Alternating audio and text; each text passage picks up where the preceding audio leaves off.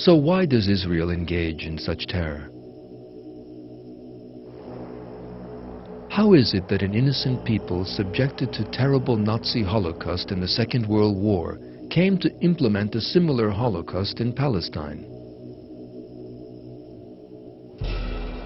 The answer to this question lies in the ideology known as Zionism. This ideology was put forward at the end of the 19th century by the Austrian Jewish journalist Theodor Herzl.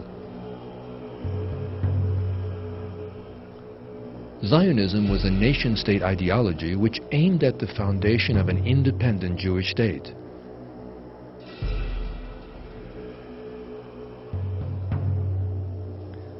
The reason for this depended on the colonialist and social Darwinist theories which dominated 19th century Europe. According to these theories, the industrialized nations of the West had the right to colonize less developed nations.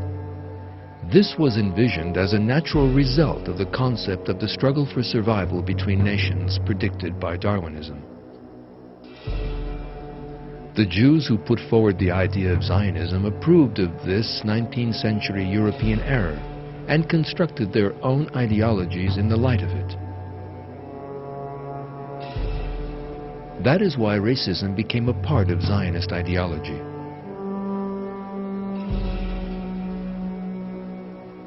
These words by the famous Israeli leader Isaac Shamir about the Palestinian people are an open expression of this racism.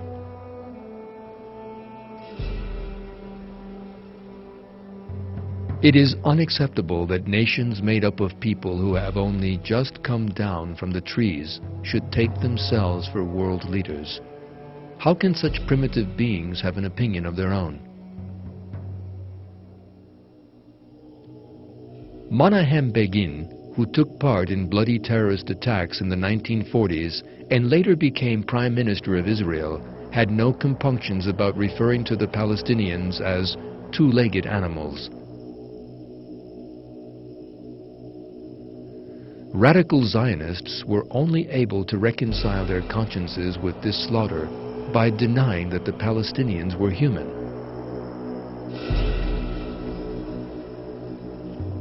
It is this racist ideology that is responsible for the oppression that has gone on in Palestinian lands for the last half-century.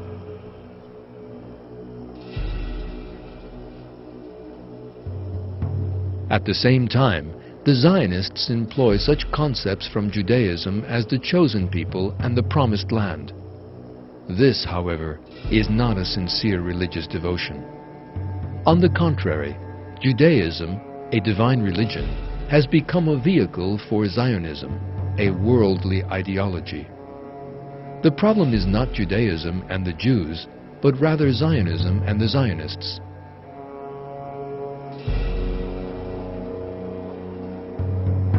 The relationship between Zionism and Judaism has never been a realistic one. Those who put forward the ideology of Zionism were people who had nothing to do with religion. Max Nordau, the second important movement leader after Herzl, was a confirmed atheist.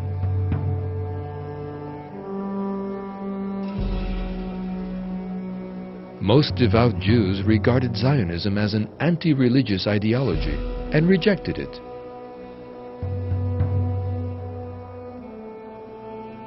Devout Jews still regard Zionism in those terms today. Someone walking about in devout areas of Jerusalem can see slogans written up to the effect that Judaism and Zionism are diametrically opposed.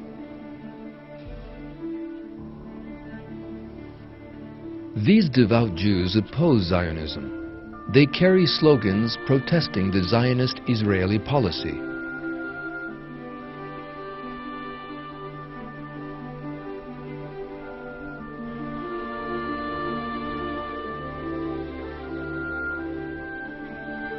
This image is of Jews protesting against Israel's Sabra and Shatila massacres in 1982.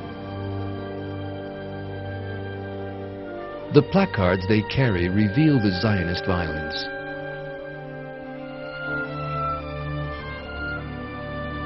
All of this show that there is a huge gulf between Israeli terror and Judaism. In fact, it is quite impossible for a sincere, devout Jew to oppress other peoples.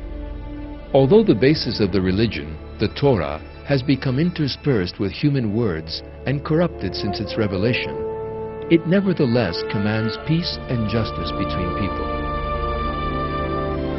For these reasons, devout Jews criticize Israeli terror as a violation of the Torah. One of these is Britain's chief rabbi, Professor Jonathan Sacks, who criticized the way that Israeli policy is treated as equivalent to Judaism in a statement he made in 2002. There are things that happen on a daily basis which makes me feel very uncomfortable as a Jew, he said. Even some Israeli soldiers oppose the government's harsh policies. In 2002, some 250 Israeli soldiers refused to serve in the occupied territories, saying, "We do not want to attack innocent people."